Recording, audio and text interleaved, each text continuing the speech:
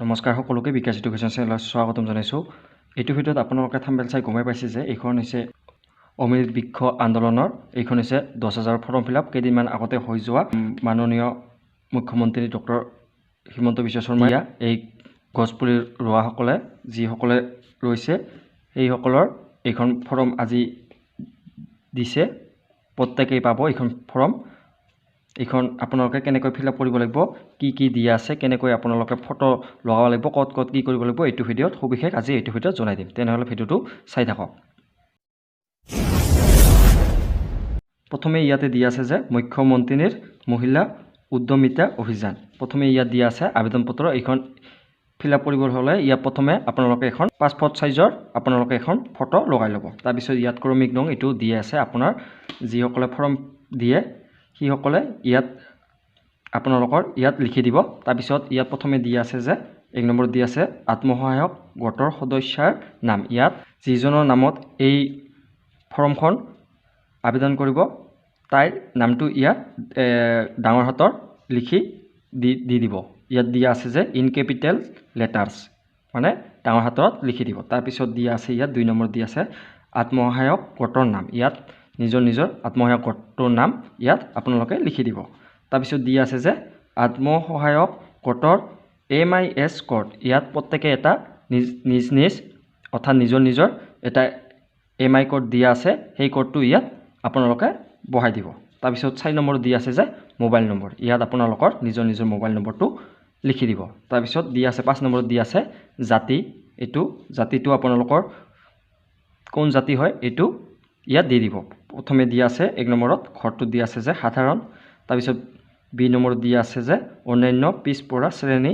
তাৰপিছত 3 নম্বৰ ঘৰটো দিয়া আছে যে অনুসূচিত জনজাতি। তাৰপিছত 4 নম্বৰ ঘৰটো দিয়া অনুসূচিত জাতি।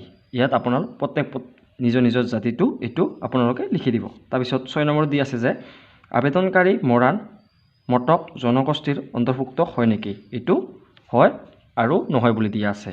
এইটো যদি হয় আপোনালোকে হয় বুলি দিব আৰু যদি নহয় এইটো ইয়াত নহয় বুলি দি দিব। তাৰপিছত 7 নম্বৰত দিয়া আছে যে ছেভিং বেংক একাউণ্ট নম্বৰ। ইয়াত নিজৰ আপোনাৰ একাউণ্ট নম্বৰটো ইয়াত লিখি বহুৱাই দি দিব। তাৰপিছত বেংক নেম আপোনালোকৰ বেংক একাউণ্টখন কি বেংকত খোলা আছে সেই বেংকটোৰ নাম ইয়াত লিখি দিব 9 নম্বৰটো। তাৰপিছত 10 নম্বৰত দিয়া আছে যে IFS কোড। IFS কোডটো ইয়াত আপোনাৰ বেংক একাউণ্টত দিয়া আছে। IFS কোডটো ইয়াত আপোনালোকে লিখি দিব। তাৰপিছত ইয়াত 12 নম্বৰ দিয়া আছে গাঁও। ইয়াত আপোনাৰ নিজৰ গাঁওখনৰ নাম ইয়াত লিখি দিব।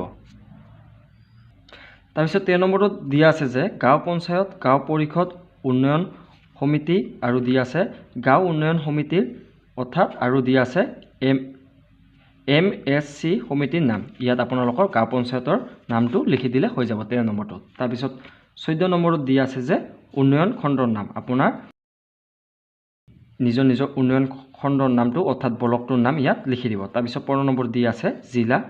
ইয়াত ডিষ্ট্ৰিক্টটোৰ নাম লিখি দিব।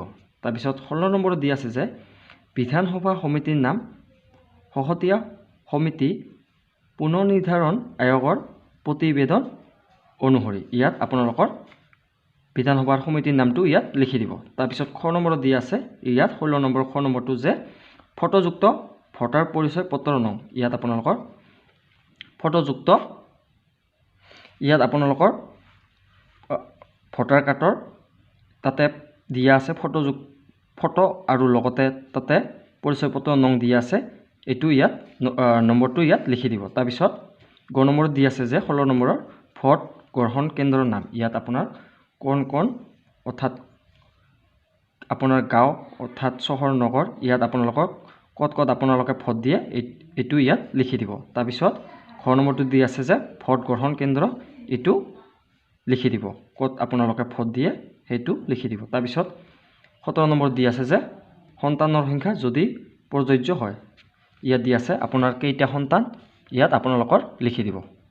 তাৰপিছত 18 নম্বৰত দিয়া আছে যে বিদ্যালয়লৈ যোৱা 3-14 বছৰ বয়সৰ কন্যা সন্তানৰ সংখ্যা যদি প্ৰযোজ্য হয়। ইয়াত বিদ্যালয়লৈ যদি আপোনাৰ ল'ৰা ছোৱালীবিলাকে যদি স্কুললৈ যায়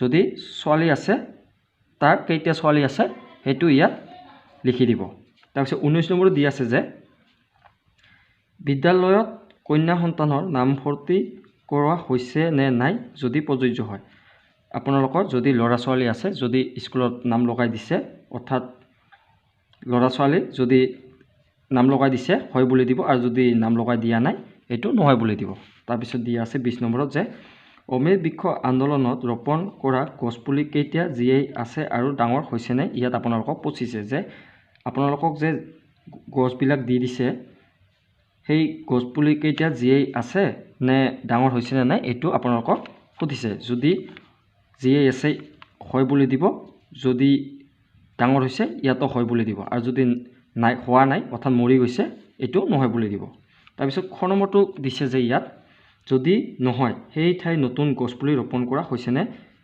যদি অৰ্থাৎ কৈছে যে ইয়াত যদি গছপুলিবিলাক যদি জীয়াই থকা নাই অৰ্থাৎ মৰি গৈছে তাতে আৰু আপোনালোকে গছপুলি ৰুইছে নেকি এইটো আপোনালোকক সুধিছে যদি গছপুলি ৰোৱা নাই তেনেহ'লে ন বুলি দিব আৰু যদি গছপুলি সেই ঠাইতে ৰুইছে আপোনালোকে তাতে ইয়েছ বুলি দিব যদি সেই ঠাইতে ৰুইছে ইয়েছ বুলি দিব আৰু যদি ৰোৱা নাই ন বুলি দিব তাৰপিছত 21 নম্বৰত কৈছে যে 2021 চনৰ আগতে লোৱা মাইক্ৰ ফাইনেন্স ঋণৰ বাহিৰে আত্মসহায়ক গোট গ্ৰাম্য সংগঠন মণ্ডল পৰ্যায়ৰ সংগঠন বেংক বা আন কোনো বিত্তীয় প্ৰতিষ্ঠানৰ পৰা লোৱা যিকোনো ঋণ পৰিশোধ কৰা হোৱা নাই নেকি আপোনাক সুধিছে যে ইয়াত আপোনালোকৰ যে কিবা মাইক্ৰ ফাইনেন্স অৰ্থাৎ বন্ধন বেংক মাইক্ৰ ফাইনেন্স এইবিলাক যদি আপোনালোকৰ ঋণ লোৱা আছে সেইবিলাক ইয়াত সুধিছে যে ঋণ লোৱা যদি আছে আৰু যদি সেইবিলাকৰ পৰিশোধ কৰা নাই তেনেহ'লে ন বুলি দিব আৰু যদি পৰিশোধ কৰিছে আপোনালোকে তেনেহ'লে ইয়েছ বুলি দিব তাৰপিছত 22 নম্বৰত কৈছে যে পুঁজিৰ দ্বাৰা গ্ৰহণ কৰিবলৈ অৰ্থনৈতিক কাৰ্যকলাপ গ শাখা চাব দিছে 22 নম্বৰটো গ শাখা চাব দিছে তাৰপিছত দিছে এটা ঘোষণা দিছে যে শ্ৰীময় ইয়াত আপোনালোকৰ নামটো লিখি দিব স্বামী বা পিতৃ ইয়াত আপোনাৰ স্বামীটোৰ নাম লিখি দিব নহ'লে ইয়াত আপোনাৰ পিতৃৰ নাম অৰ্থাৎ নিজৰ বাপকৰ নাম ইয়াত লিখি দিব বাপেকৰ নাম লিখি দিব তাৰপিছত খ নম্বৰত দিছে যে মই ঘোষণা কৰিছোঁ যে চৰকাৰৰ পৰা লাভ কৰা পুঁজি মই দাখিল কৰা ব্যৱসায়িক পৰিকল্পনা অনুসৰি ব্যৱহাৰ কৰিম এইখিনি নিজে চাই ল'বা তাৰপিছত ইয়াত দিছে যে চি নম্বৰত ঘৰটোত তাৰিখ ইয়াত আপোনালোকৰ তাৰিখ আৰু চন মাহটো ইয়াত লিখি দিব তাৰপিছত আবেদনকাৰীৰ চহী যিজনে ইয়াত আপোনালোকৰ এইখন ফৰ্ম ফিল আপ কৰিব অৰ্থাৎ আবেদনকাৰীৰ চহীটো ইয়াত লিখি দি দিব তাৰপিছত ইফালে কৈছে যে ইয়াত এটা সংকল্প পত্ৰ নং 1 দিছে ঠিক একেদৰে সেই আগৰটোৰ দৰে ইয়াত লিখি দিব নামটো লিখি দিব তাৰপিছত পিতা অথবা স্বামীটোৰ নাম লিখি দিব তাৰপিছত ইয়াত বয়সটো লিখি দিব আৰু বছৰটো ইয়াত লিখি দিব তাৰপিছত আত্মসহায়ক গোটৰ এগৰাকী সদস্য আৰু মোৰ MIS কোড এইটো সেই আগৰ যেটো দি দিছে আপোনালোকক MIS কোডটো ইয়াত লিখি দিব তাৰপিছত ইয়াত দিছে যে আবেদনকাৰী স্বাক্ষৰ ইয়াত আবেদনকাৰী চহীটো ইয়াত লিখি দিব তাৰপিছত সংকল্প 2 দিছে ঠিক একেদৰে এইখনৰ সংকল্প 1ৰ দৰে এইখিনি একে ইয়াত বহুৱাই দি দিলে হৈ যাব তাৰপিছত দিছে ইফালে তাৰপিছত ইয়াত সেম ইংলিছত দি দিছে ইয়াত সেম সেই আগৰটোৰ দৰে ইয়াত সংকল্প